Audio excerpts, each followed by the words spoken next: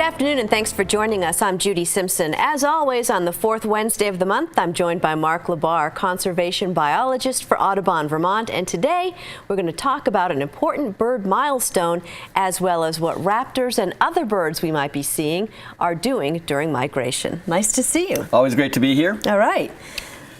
So, an important year for birds. And 100 years ago, the Migratory Bird Treaty Act was signed, and that was an act that protected all of our migratory birds and even those that don't migrate all that much. It was due in part to rampant market hunting, where people were going out primarily with waterfowl and just killing waterfowl by the thousands, and then they would sell them.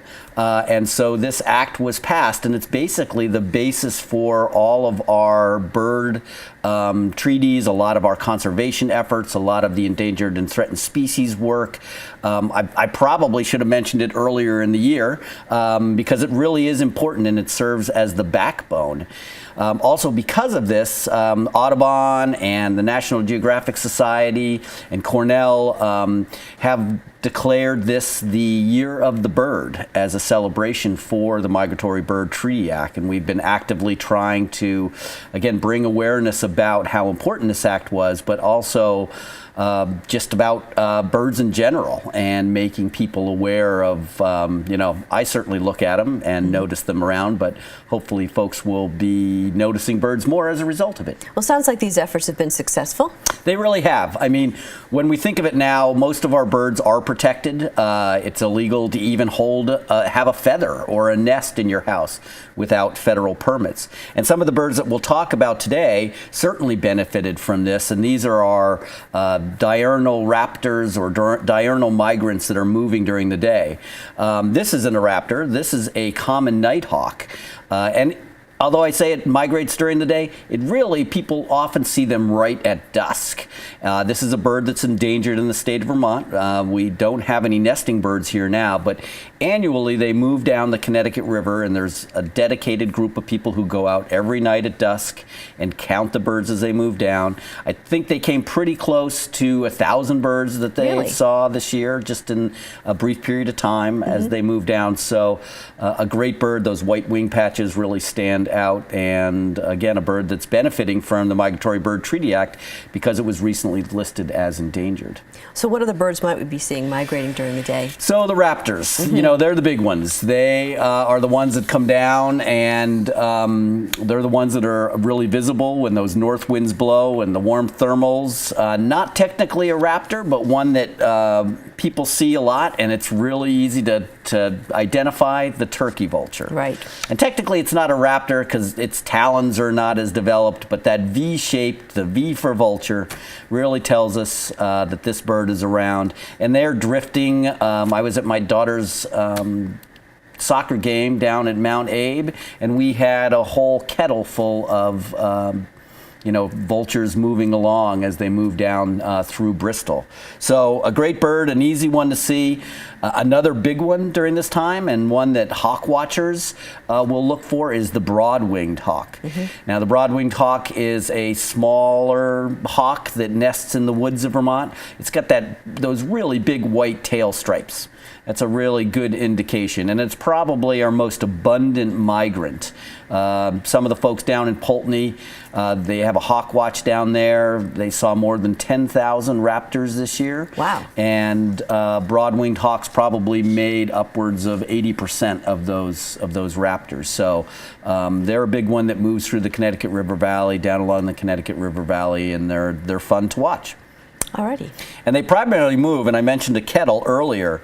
So the reason that these diurnal raptors and other birds are using the diurnal, the daytime, to migrate is they pick up that north wind and they pick up these thermals. And the thermals are heat rising. They're able to capture it under their wings. It lifts them up, and they circle about in a big kettle, and then they'll drift back down, and then they'll circle again, and they'll drift back down. So when hawk watchers are watching these birds, they're literally counting hundreds at a time as they move down through. Broadwings are again one of those that you see in these large numbers. This is a broadwing kettle here. So it's right now we're into October. It's a little bit past. A lot of that migration happened in September, but still birds are moving. And so what are other raptors that look like broadwings that might be out there? So something that's a little bit bigger, something probably, I would say probably the most well-known hawk, or the one that's seen the most because it often hunts over fields. This is the red-tailed hawk, and you can see that reddish tail on the back there. Again, this is a buteo, which a broad-winged is too. Big fat wings, short tail. Those wings allow them, again, to capture those thermals, to ride those thermals. And they're a little different than a couple of birds that we'll talk about a little bit later. But again, this is one that if you're driving along 89 or, you'll see sitting up in a tree. It usually has that band right across the middle. But a great bird, just hanging out looking for mice. And they'll stick around during the winter, won't they? They will. We see them migrate. We see them pass through. But we do pick them up on Christmas bird counts on a regular basis. Now, this next bird's not so easily confused with the others. And we've talked about bald eagles. When you see this bird, it's big. Yeah. And although you may not see it in this form all the time with that adult white head and that white tail, but those two features really, its size and those colors really make this bird stand out.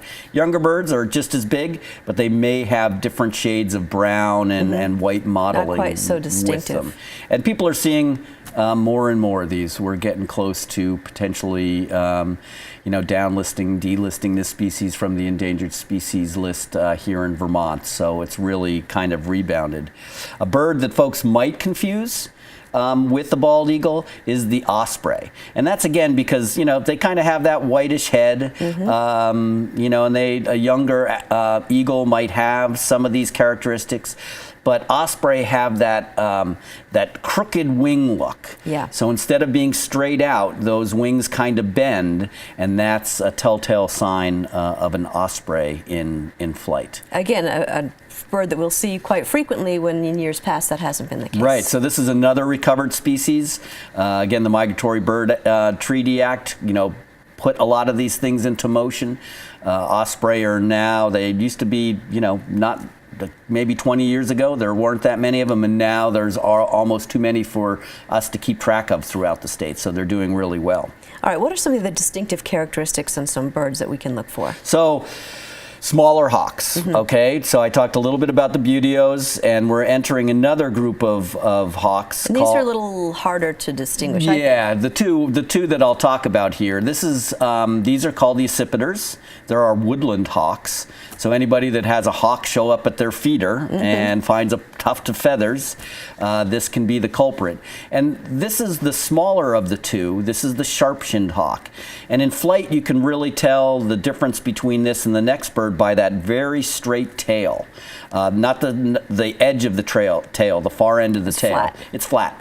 You can still see it has those buteo-like wings, those big fat wings, but that long tail helps these birds navigate through woods.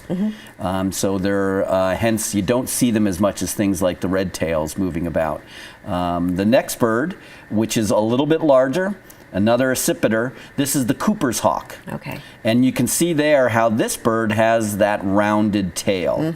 And I always think of that as the rounded tail looks like a C. If you kind of put your hand up there, and C is for Cooper's hawk.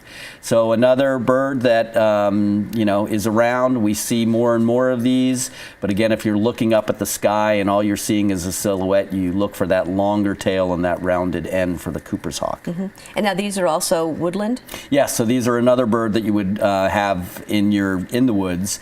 You might see them around, but again, during migration is when you kind of see a lot of them pushing through. What about wing shape? So that's key for this next group of birds, the falcons. And you can see, big difference. Yeah, big difference. I always think of the buteos having the fingers out on the edge, and these falcons have this really streamlined, pointed wing shape. Built for speed. They are built for speed, especially this bird. This is the Peregrine Falcon, and this is a bird that has recovered, has been taken off the endangered species list because of its recovery. We had a great year this year. The fastest bird on the planet, supposedly, making their dives at a couple 100 miles an hour. So that wing shape aids them in doing that, but aids in identification as well. And they're also known for living in urban settings. Yeah. So they nest on bridges. They nest on. So there's a story coming out of New York City that there's a falcon. Here in Vermont, they're usually still natural, mostly natural stuff, but they're often found in quarries too, because they'll use those sharp, things in the quarries. The other bird, a little bit smaller. This is a bird that is another falcon. Again, you can see those pointed wings, and this is the American kestrel. This is a bird that folks will often see sitting up on power lines. They hunt out over fields.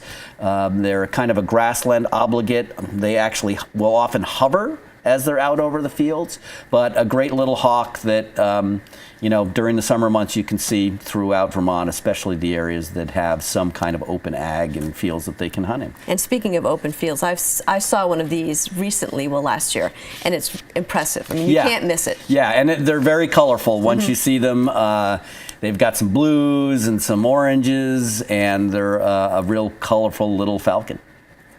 Okay. And then I guess the last one that folks might see, and this again is one of those things, has a nice clue, is the marsh hawk, or also known, technically known as the Northern Harrier. Okay.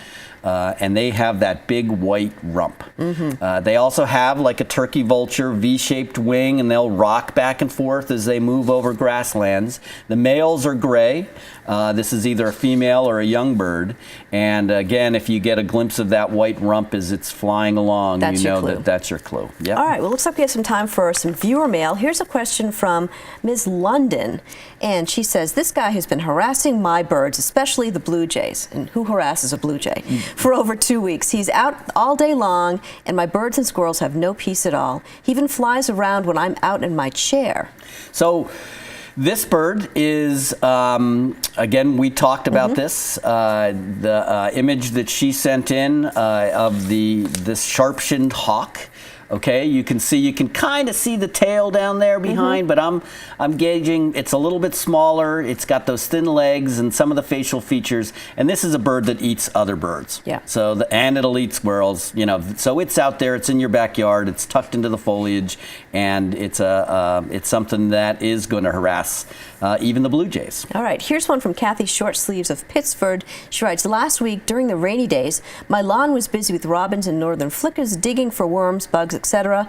Hadn't seen these birds before. Are they usually around this area? I live in Pittsford. I wasn't sure what kind of bird it was. So white rump in the air, flying like a falcon, white rump on the ground. You can't see it here, the northern flicker. Okay. And this is a bird. It's our woodpecker. It's our only migratory woodpecker. So this bird is actually moving through now, probably one of the reasons why she's seeing them.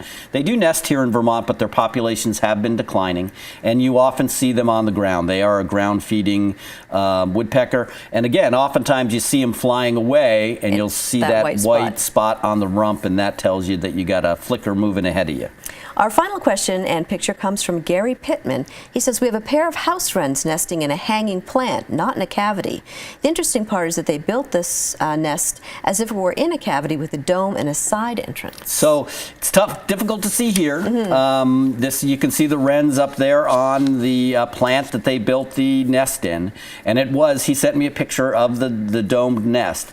But looking closely at this, I had a better shot at it. This bird has a really white eye line above its eye. Carolina wren.